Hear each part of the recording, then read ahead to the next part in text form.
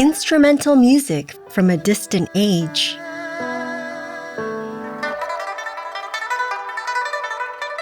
The melodies of China. Accentuated by an exquisite blending of East and West.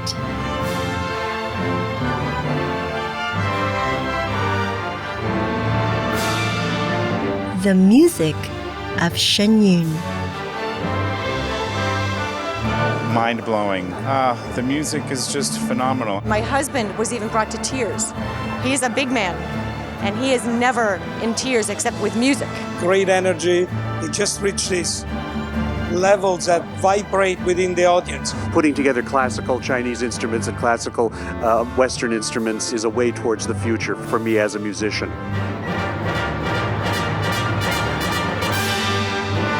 It's so difficult to achieve the perfect intonation from every orchestra. It is more challenging working on Chinese music. All around the world, many orchestras have tried to combine the elements of Chinese and Western music, and it almost always fails. Both these musical systems are excellent, but it's just like cooking. You might have great ingredients, but if you don't understand the characteristics of the ingredients and just stir-fry random things together, it simply won't taste good. Shen Yun's original music features the perfect harmony of classical Eastern and Western music. The Western orchestra is a foundation, enhancing the distinct sound of Chinese instruments. The melodies from the ancient Middle Kingdom serve as the bedrock, and it is with the Western orchestra that Shen Yun brings them to life. This is a new frontier in classical music, and is what makes Shen Yun's music unique. Shen Yun has a unique way of blending East and West, and as composers, we need to have a foundation in both Eastern and Western traditions. Shen Yun's artistic goals and aspirations are very demanding. It requires a lot of us, both technically and spiritually. There are certain special methods exclusive to Shen Yun. So what are these exclusive methods? Let's get a little closer and see for ourselves.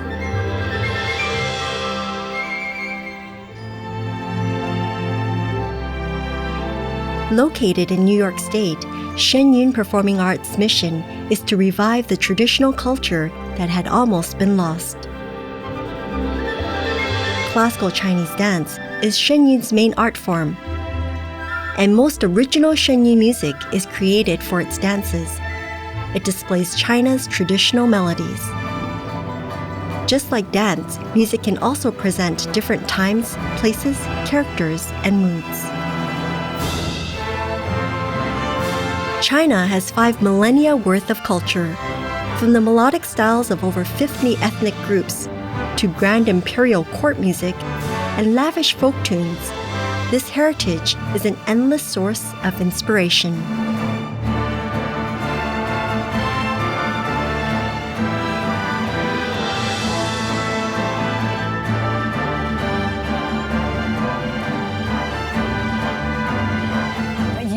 The music also embodies this. We have to get the form of the music right. For example, the ladies of the Tang court were very elegant. During the Qing dynasty, the princesses had this noble air.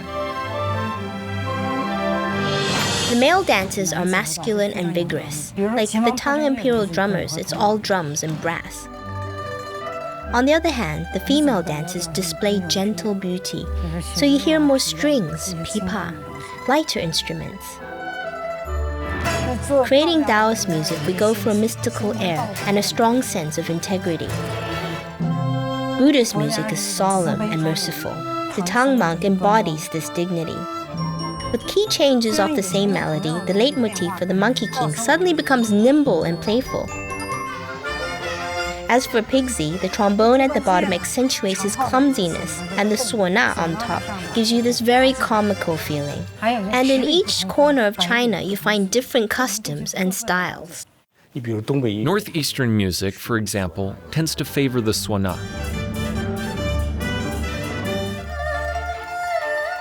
The regions south of the Yangtze River tend to use the pipa a little more. Mongolians use a lot of vibrato.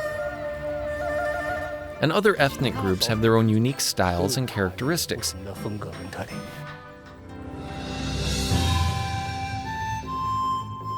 China was once known as the land of the divine, a magnificent civilization said to have been bestowed from above.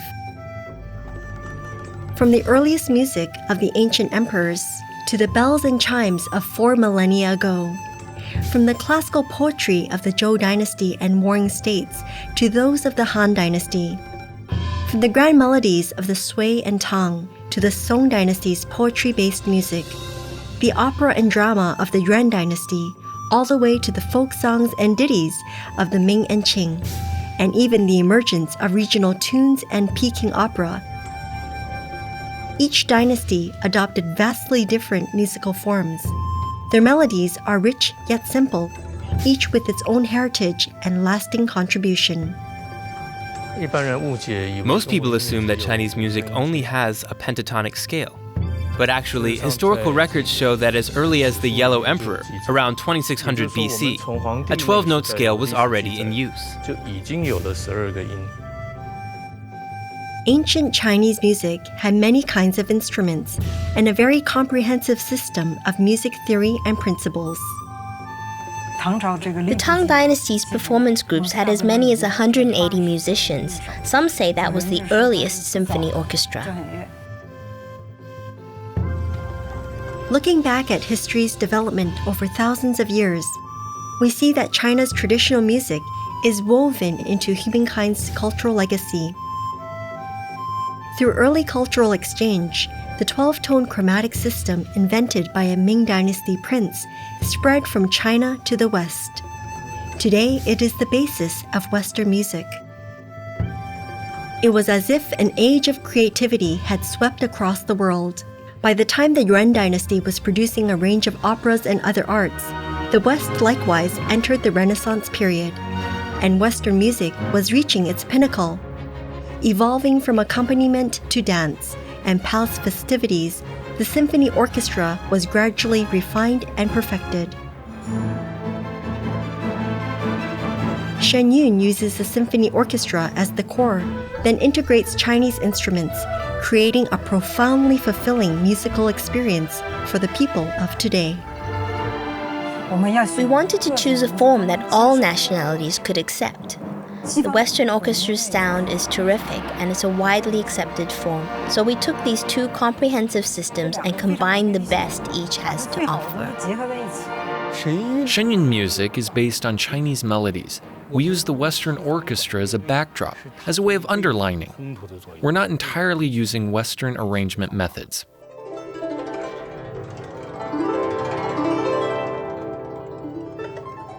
Traditional Chinese music emphasizes the expression of inner feelings. The ancients always used musical instruments to convey their states of mind. Western music, meanwhile, emphasizes the effect of the ensemble, and to achieve that, arrangement and harmony are of utmost importance. Shen Yun combines these two approaches. Between these two systems, the first major distinction is the instruments, but the most fundamental difference is in tonality. Just look at the strings. The erhu and the violin have completely different timbre or tone color. The pipa is plucked, and there's no equivalent to it among Western instruments. So when these two instruments appear, the Western symphony can't submerge them. That's because their musical features are so unique.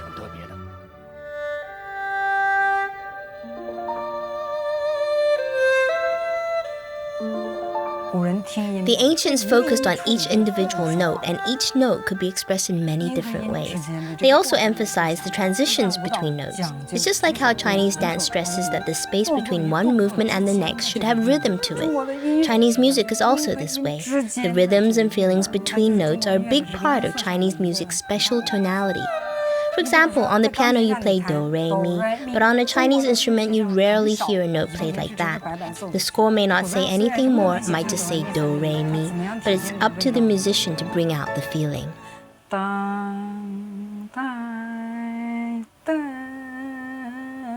That kind of feeling.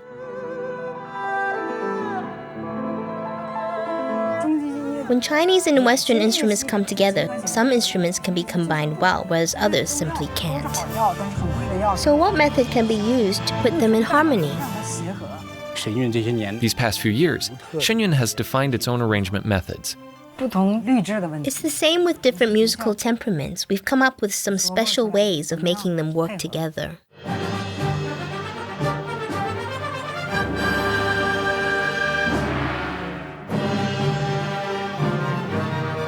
It was a wonderful culture. All good things are beneficial to humanity in general. It's almost heavenly. Seriously, I never heard music like this tonight. This show makes you live 10 years more. It has a righteous energy. It fills you with warmth. I'm in pain 24 hours a day.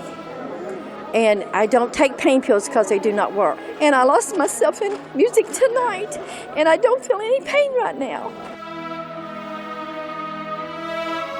When people today are struck by such feelings during a performance, perhaps they do not realize the ancient wisdom behind it all. The Chinese character or word for medicine comes from the word for music. When you add the grass radical to music, you get the word medicine. Ancient Chinese knew that music had the power to heal. Modern medicine has now proven this. Over the course of 5,000 years, the worldview that man and heaven are one, and that all matter has life, has permeated all aspects of Chinese culture, including music. The records of the Grand Historian states, "Music is in harmony with heaven and earth. Virtuous, elegant music is in alignment with the motions of matter, and with principles of human health. It possesses a pure energy." The 5 notes of the ancient pentatonic scale, for example, are connected to China's theory of the 5 elements. The first note, gong, is connected to the earth element, which corresponds to the digestive system. Music based on this note makes a person feel serene. The third note, jiao, is connected to the wood element and relates to liver health. In the past, there was this concept of elegant music that nurtured virtue. It placed a person's organs in harmony. It really has a healing effect. A lot of music nowadays is decadent, noisy, it's chaotic and provokes the senses. It wounds your body. Shen Yun just uses classical composing methods. As Shen Yun gains international prominence, its original music has also drawn wide attention. In 2012, Shen Yun Symphony Orchestra played its international debut at Carnegie Hall. In 2013, it began touring. It was the most outstanding performance that we've seen. You know, with the music, you could picture the mountains and the seasons and, you know, snow falling. And so that's, for me, the visuals were all nature. It sends you to another place, like fairy tale.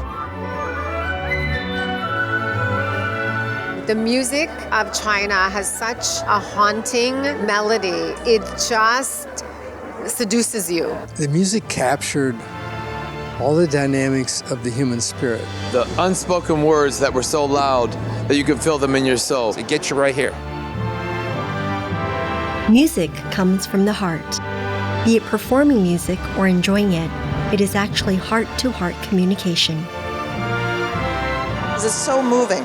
It transcends all cultures, all languages. I mean, it makes you celebrate humanity. You transcend into a higher state of consciousness, which is a divine state of mind. Well, for one thing, it had an incredible spiritual message. Something that goes beyond just traditional religion. It's kind of like cosmic. Indeed, beyond territorial boundaries, beyond religious divisions, from ancient times, Chinese people felt in their hearts a very natural connection with the heavens. People revered the heavens and the divine, and believed that somewhere in the cosmos there is a higher wisdom, and that there is some magnificent law guiding the circle of life, that our existence has a more profound meaning. Actually, the way of seeking wisdom from heaven is not so mysterious. Purify the heart, regulate the breathing, refine oneself. The concept of self-cultivation was infused throughout ancient Chinese culture. It could be seen across all professions and every level of society. Many of China's famous ancient artists were in fact cultivators. The ancients said, "Through music, the depths can be seen." Virtuous sound is music. The sound of moral excellence is music to the ears. They focused on inner cultivation. When the ancients played the zither, they were actually cultivating their hearts and minds. Even in today's China, a society eroded by atheism, this culture of cultivation dating back thousands of years has not vanished.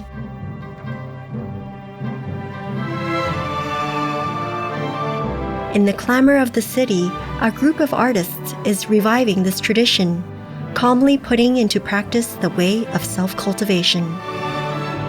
The main difference is Shen Yun approaches things from a higher standpoint and has this higher spiritual level, that is, a divine nature. The ancients said, the sage plays music in accordance with heaven. This was Chinese culture's traditional approach. I used to be quite the braggart, used to think I was really something. Now I feel like I can't brag at all.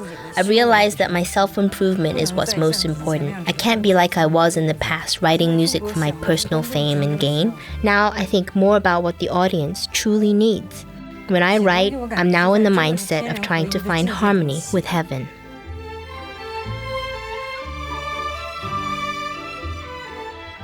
My first impression when I saw Shen Yun, I want to play there.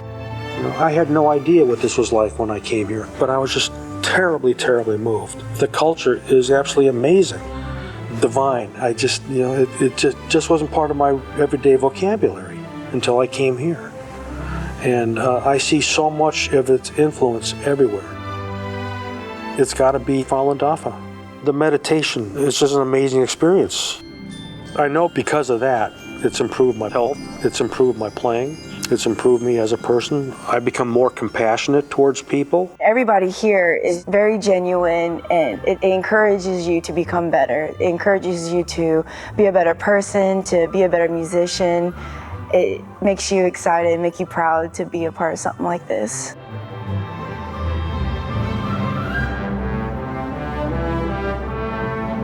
During our concert, everybody around me is so deep inside of the music that I even don't need to conduct.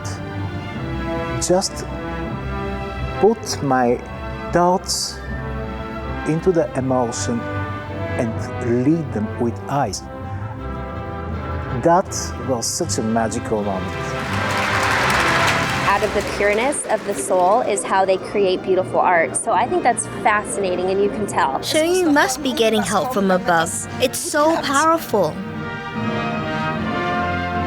Throughout our humankind's extensive history, the mission of art has long been to take those divine sounds and celestial melodies and the deep inner wisdom behind them and warm people's hearts.